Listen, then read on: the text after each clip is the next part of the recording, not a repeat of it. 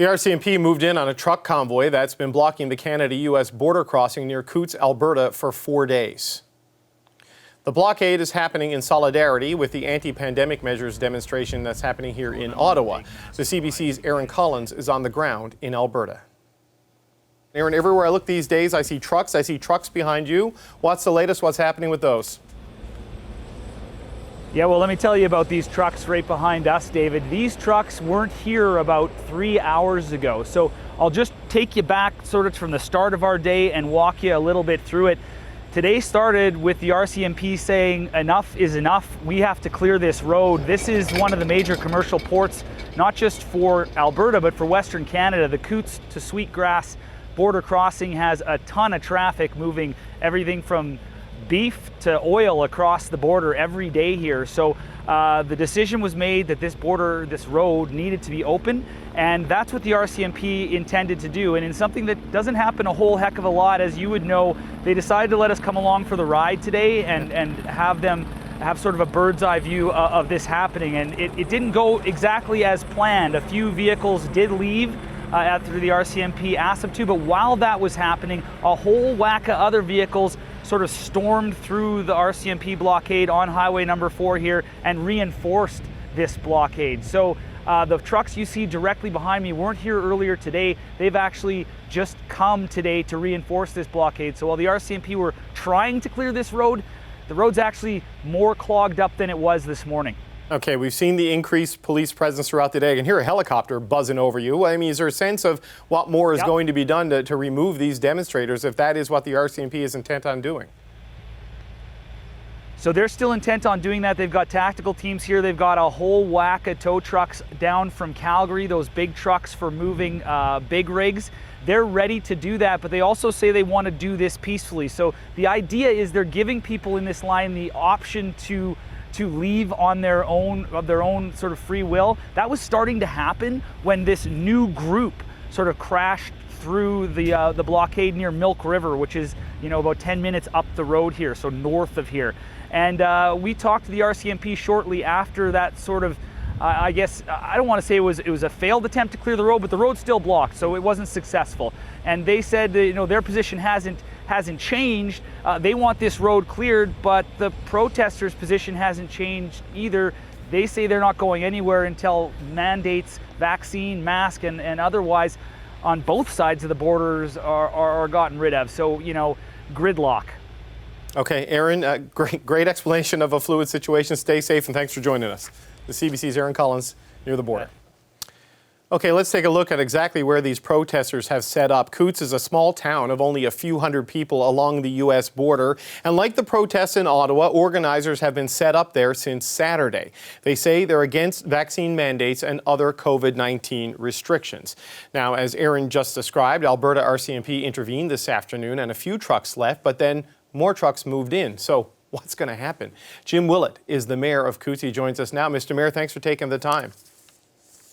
Oh, you're very welcome. I'd like to say I'm happy to be here, but I'm not. Yeah, well, it's an unfortunate situation you're stuck in. Look, the RCMP say they want this resolved today. Their first attempt didn't appear to go too well. So how confident are you that they'll get this done?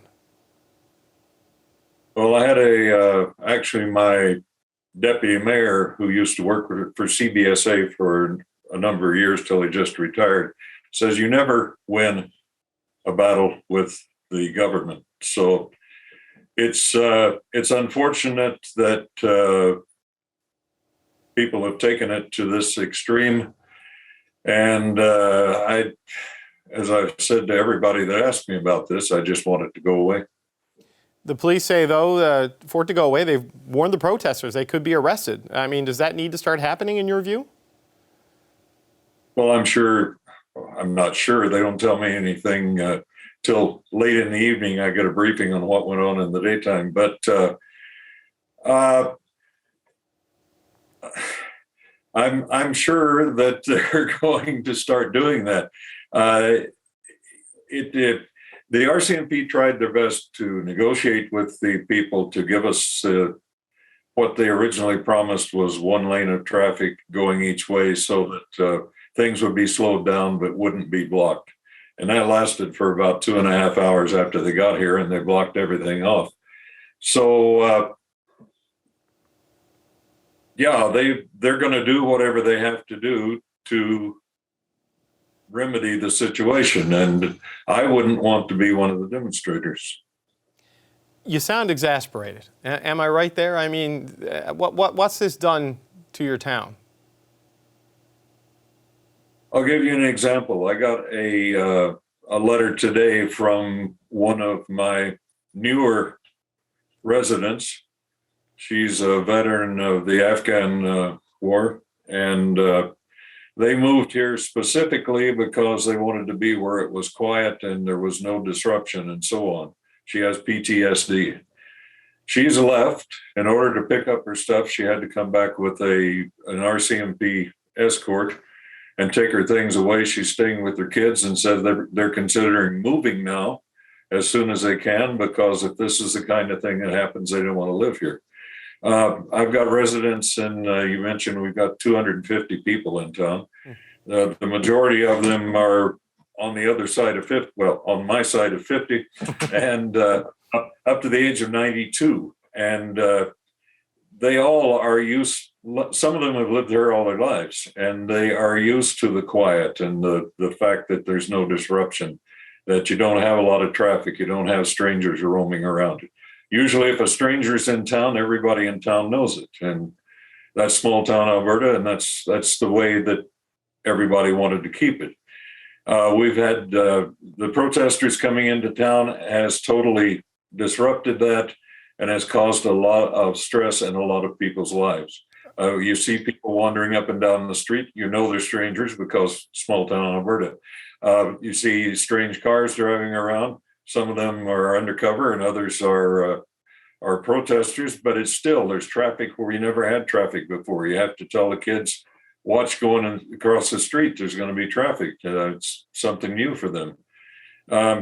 Kids, mentioning kids, we've got 20 kids that ride the bus every day to Milk River, 18K up the road. They didn't go to school yesterday because the bus driver was not sure that she could make the trip. They did go to school today. I'm not sure how they got home or if they are home. Our mail truck didn't run yesterday. We got mail today, and I think he got out of town. It is one thing to protest, and I've told this story time after time. I don't have any trouble with protesters. You want to protest, but when you blockade and disrupt my life to the point that I can't do what I want to do, and they'll say, well, that's why we're doing this. You know, the government's telling us that we have to do this and we don't want to do it and we want our freedoms. Well, people in the village would like their freedom back too. Are people there just irritated, Mr. Mayor, or are they afraid? Because there's a lot of anger associated with these protests. And you know, it's a small town. Like you say, you know everybody, and you know when strangers are there. Is it just an irritation and a frustration, or are they worried?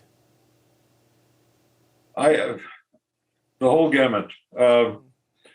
You've got people in town who are supporters of what's going on right now, and then you've got people who are absolutely adamant on the other side. And the example I just gave of the vet. So it's not only